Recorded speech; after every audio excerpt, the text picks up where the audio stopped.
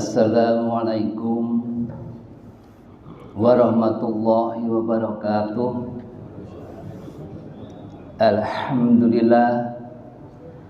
Alhamdulillahilladzi lahu ma fis samawati wal ard wa lahul hamdu fil akhirah wa huwal hakimul khabir. Asyhadu an la ilaha illallah wa asyhadu anna Muhammadar Rasulullah. Allahumma shalli ala Muhammad wa ala ali Muhammad. Allahumma anfa'ni bima 'allamtani wa 'allimni man yanfa'una wa zidni ilman. Asyhadu an la ilaha illallah wa asyhadu anna Muhammadar Rasulullah. Allahumma shalli ala Muhammad wa ala ali Muhammad. Alhamdulillah, kita selalu berusaha untuk mensyukuri setiap nikmat-nikmat Allah yang telah diberikan kepada kita selaku hambanya. Dan salah satu yang paling penting hingga sampai saat ini adalah kita bersyukur kepada Allah atas semua yang telah Allah limpahkan kepada kita. Dan ketahuilah saudaraku, bahwa ada zikir yang Rasulullah SAW tidak pernah berhenti selama 23 tahun, yaitu Allahumma inni ala zikrika wa syukrika wa husni ibadatik. Persis seperti kita tadi lakukan sebelum salam ke kanan dan salam ke kiri. Coba kita perhatikan Bapak dan Ibu-ibu.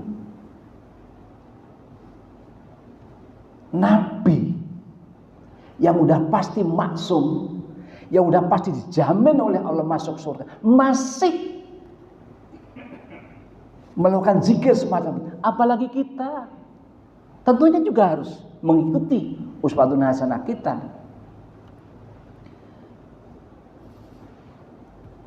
Permintaan Nabi yang pertama apa? Mengingat Allah. Ya Allah, ya Allah, ya Rabb, Bapak, Ibu-ibu, ketika kita ingat setiap saat mau tidur, kita ingat Allah. Ada kan kebiasaan kita untuk melakukan ruqyah pribadi. Mau berangkat kerja, mau ke kamar mandi pun ingat Allah. Maka insya Allah Allah akan ingat kita di saat apapun juga. Yang permintaan yang kedua adalah bagaimana Nabi bersyukur atas nikmat-nikmat yang Allah telah berikan kepada kita tentunya, kepada Nabi tentunya. Dan yang ketiga adalah bagaimana Nabi berdoa untuk beribadah yang benar, yang bagus. Artinya apa? Sesuai dengan syariatnya. Itulah jaminan Nabi yang harus kita ikuti.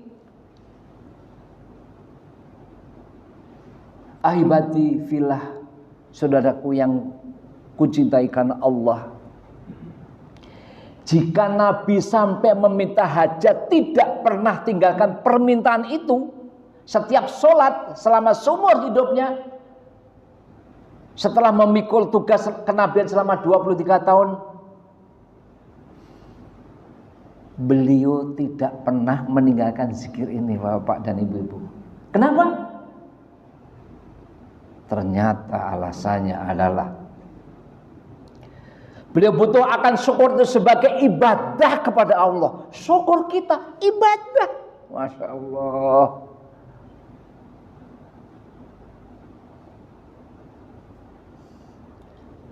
Coba kita cerna alasan ini. Nabi sekali lagi yang jelas-jelas dijamin masuk surga, masih juga melakukan zikir ini. Apalagi kita. Disitulah kita paham bahwa syukur itu tidak gampang yang kita pikirkan. Bahkan kita berasumsi bahwa sabar itu berat, syukur itu gampang. banyak orang berprasangka atau berpikir kalau syukur itu pasti bisa dilakukan. Tapi kenyataannya, Bapak dan Ibu-ibu, manusia kadang-kadang lebih sering lupanya daripada bersyukur. Karena banyak manusia beranggapan bahwa syukur itu cukup apa? Bertahmid. Seperti di dalam hadis Ibnu Majah nomor 3803, Rasulullah selalu berkata, alhamdulillahi binikmati tatimmu solihat. Segala puji bagi Allah yang dengan nikmatnya sempurnalah seluruh kebaikan. Lalu kalau beliau mendapatkan sesuatu yang kurang pas, tidak menyenangkan misalnya, beliau mengajarkan alhamdulillahi ala kulli hal. Segala puji bagi Allah dalam setiap keadaan. Bapak dan Ibu-ibu yang Allah rahmati,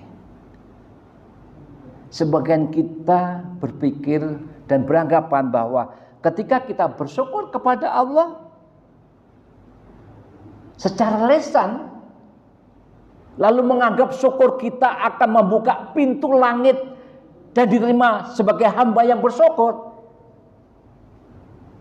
Masya Allah Bapak, hati-hati. Jangan buru-buru bangga. Jangan buru-buru udah selesai syukur-syukurnya itu. Kenapa? Karena walau kita telah bersyukur kepada Allah, sementara orang tua kita bersedih dan meneteskan air mata karena ulah yang kita lakukan, dan itu melukai hati orang ketiga. Wallah, demi Allah, Allah akan menutup pintu langit dan tidak akan pernah menerima syukurnya manusia sampai dengan mampu membuat orang tuanya menjadi tersenyum. Itu apa? Kenapa? Karena Allah ridho dengan kepada kita ketika kita membuat orang tua kita senyum. Ridallah fi ridil walidain wa sakatullah fi sakatil walidain. Dan murka Allah tergantung pada murka orang tua. Hadis riwayat Tirmizi dalam Kitabul Jami dari Bulughul Maram karya Ibnu Hajar Asqalani. Selawat dan salam mari kita aturkan kepada uswatun hasanah kita Nabi akhir zaman, Nabi Muhammad sallallahu alaihi wasallam, juga kepada kerabatnya, sahabatnya, para salafus saleh, tabi'in, tabi'ut tabi'in, dan kaum mukminin mukminat yang istiqomah hingga akhir zaman, termasuk diri kita yang berkumpul di salah satu baitullahnya ini dan selalu mengikuti para salafus soleh. Maka doa kita kepada para salafus soleh tersebut adalah ridwanullah alaihim, semoga Allah ridho dengan apa yang mereka lakukan. Ibatul iman wal ibatul Islam wal iman. Saudaraku seiman dan seislam dan seiman, seiman. Hari ini hari Sabtu, tanggal 2 Sya'ban, hari kedua di bulan Sya'ban, bertepatan dengan 1 Februari 2025. Pada dasarnya seluruh bulan, tahun, siang dan malam semuanya adalah waktu untuk beribadah dan beramal soleh. Kalau Bapak kemarin dengan Ustaz Miftah mengajarkan kita pada hari Jumat kemarin pada subuh, sama. Semua apa yang kita lakukan harus nuansanya nuansa akhirat. Itu yang harus kita lakukan. Sementara waktu untuk beribadah dan beramal soleh, sementara takdir dan ajal kematian tetap berjalan pada waktu-waktu tersebut. Kita nggak tahu. Ketika berjalan itu kita dekat sama Allah, kita selalu zikir kepada Allah, kita mati, alhamdulillah. Itulah mati husnul khotimah. Nah, pertanyaannya, mumpung masih 2 hari, sekali lagi, mumpung masih 2 hari, apa yang kita lakukan di bulan Sya'ban ini? Ini terutama untuk hamba yang dhaif ini, sebagai pemecut agar tahu betul tentang bulan Sya'ban. Yang pertama, ini insya Allah akan beberapa kali pertemuan karena bulan Sya'ban cukup banyak poin-poinnya. Yang pertama adalah memperbanyak puasa sunnah. Kenapa? Karena sebagian orang belum tahu. Dasarnya apa? Sayyidah Aisyah radhiyallahu anha, beliau Rasulullah bersabda, kana ahabus syuhuri ila Rasulillah alaihi wasallam an yasumahu Sya'ban. Bulan yang paling disenangi Rasulullah untuk berpuasa sunnah di dalamnya ada bulan Sya'ban. Ini bulan saat ini yang paling Rasulullah senangi. Thumma yasilur bi Ramadan, kemudian beliau menyambungkan dengan puasa Ramadan. Itu tinggal sebulan lagi kurang, udah Ramadan kita. Masya Allah. Ini ada preparasi persiapan kita untuk Ramadan. Dalam lafaz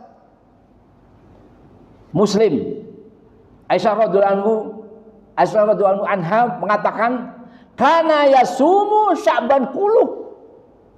Nabi SAW biasa berpuasa pada bulan Sya'ban seluruhnya, hampir 1 bulan. Kana yasumu Sya'bana ila qalil. Namun beliau berpuasa hanya sedikit yang ditinggalkan. Artinya apa? Lebih banyak bulan Sya'ban.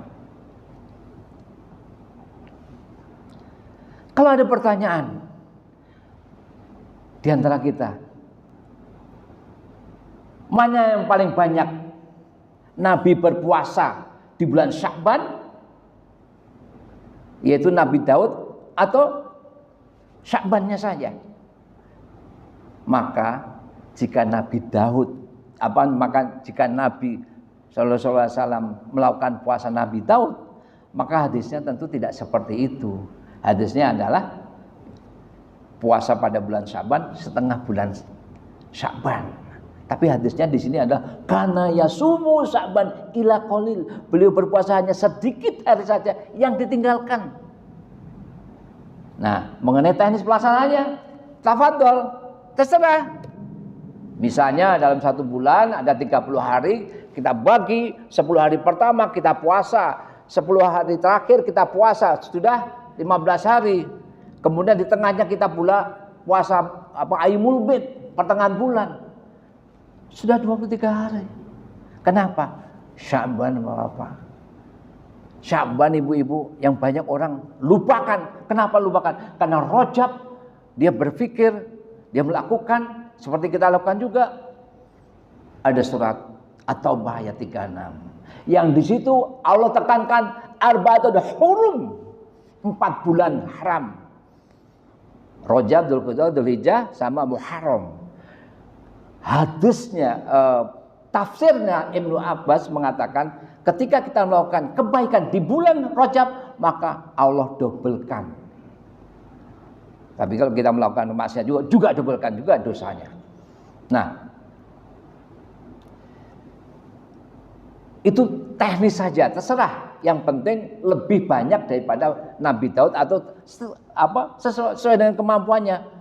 Karena Allah tegaskan di surat At-Taqabun ayat 6, surat 6 ayat 16, fattakullah mastata'tum, bertakwalah, maka bertakwalah kepada Allah sesuai dengan kemampuan antum, kemampuan kita seperti ya sudah, tidak apa-apa. Yang penting ada niat. Maka sekarang tanggal 2, hari libur pula, besok juga libur. Kalau tidak ada aktivitas, belum minum tadi, puasa, pulang dari nggak usah makan. Nawa itu setelah pulang boleh dan sah. Karena baru tahu. Nah, yang paling penting adalah kita tuh mengikuti uswatun hasanah kita. Yaitu apa? Karena ahabus syuhuri ila Rasulillah alaihi wasallam an yasumahu Sya'ban. Bulan yang paling disenangi Rasulullah untuk berpuasa sunnah adalah di bulan Sya'ban sekarang ini. Jamaah salat subuh rahimakumullah. Ada satu penegasan dari Rasulullah SAW dalam hadis riwayat An-Nasa'i. Beliau menegaskan, "Dzalika syahrun yaghfulunas anhu," adalah bulan di mana manusia mulai lali. Kenapa? Kemarin Rajab sibuk, kemudian siap-siap untuk Ramadan. Ini yang mulai dilalaikan. Sosok ini berada di antara bulan Rajab dan Ramadan. Lalu Nabi jelaskan alasannya. Kenapa? Karena mata-mata manusia tertipu, tertuju maksudnya kepada Rajab dan Ramadan. Tentunya apa? Konsentrasinya habis, udah kecapean. Oleh karena itu banyak dilupakan. Maka dalam kesempatan ini Bapak, hamba yang dhaif itu menghimbau untuk diri hamba sendiri, juga kepada Bapak, mumpung baru tanggal 2 Bapak, puasalah bulan Syaban. Ikhwatul iman rahimakumullah. Ada salah satu sahabat Nabi yang pasti dijamin masuk surga, yaitu Usama bin Zaid. Beliau itu Maulid utama dengan doanya yang selalu dikabulkan oleh Allah Subhanahu wa taala. Beliau bertanya kepada Rasulullah, "Wahai Rasulullah, saya belum pernah melihat Anda berpuasa dalam 1 bulan sebagaimana Anda berpuasa di bulan Sya'ban." Ini pertanyaannya. Lalu Rasulullah menjawab, "Dzalika syahrul yaghfulun nas." Inilah bulan yang sering dilalaikan banyak orang. Ya Sya'ban. Anhu baina Rajaban wa Ramadan, bulan antara Rajab dan Ramadan. Bulan Sya'ban. Wa huwa syahrun turfa'u fihil amalu ila rabbil alamin. Nah, ini Bapak. Ini adalah bulan di mana amal-amal diangkat menuju Rabb semesta alam. Masya Allah. Bulan ini Bapak, kalau Bapak puasa, ketika diangkat jamaah Masjid Al-Hikmah, kita datangi malaikat, ditanya malaikat oleh Allah, "Ngapain sih fulan?" "Sedang puasa ya Rasulullah." "Ya Allah, sedang puasa bulan Sya'ban." Masya Allah. Itu poinnya. Karena diangkat setiap dalam 1 tahun ada 1 bulan diangkat, di bulan Sya'ban. Dalam 1 bulan ada 2 hari, Kamis dan Senin. Senin dan Kamis diangkat pahalanya oleh Allah, oleh malaikat. Dan dalam setiap hari ada, yaitu menjelang sore ataupun pagi-pagi. Nah, fahibu an yurfa'a amali wa ana shaim. Dan saya ingin ketika amal saya diangkat, saya dalam kondisi berpuasa. Itulah hadis riwayat An-Nasai, Ahmad, dan sanadnya dihasankan oleh Syekh Albani. Di poin ini Rasulullah menegaskan ada poin. Pertama adalah syahrun yaghfulun nas. Ini ada bulan yang sering dilalaikan orang. Kemudian syahrun turfa'u fihi al-amalu ila rabbil alamin.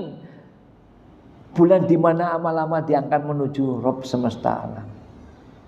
Sekedar mengingatkan bahwa Pak, kemarin kita rapat pengurus masjid hari Sabtu, dan salah satunya adalah dari 190 juta untuk persiapan kita bulan Ramadan, ternyata kita lebih bisa kita squeeze, kita bisa perkecil menjadi 126 juta. Dan sudah ada, alhamdulillah Jumat kemarin kita gelar dapat 5.300.000. Alhamdulillah soundingnya, kedengarannya, ada salah satu jamaah kita menginfakkan 30 juta.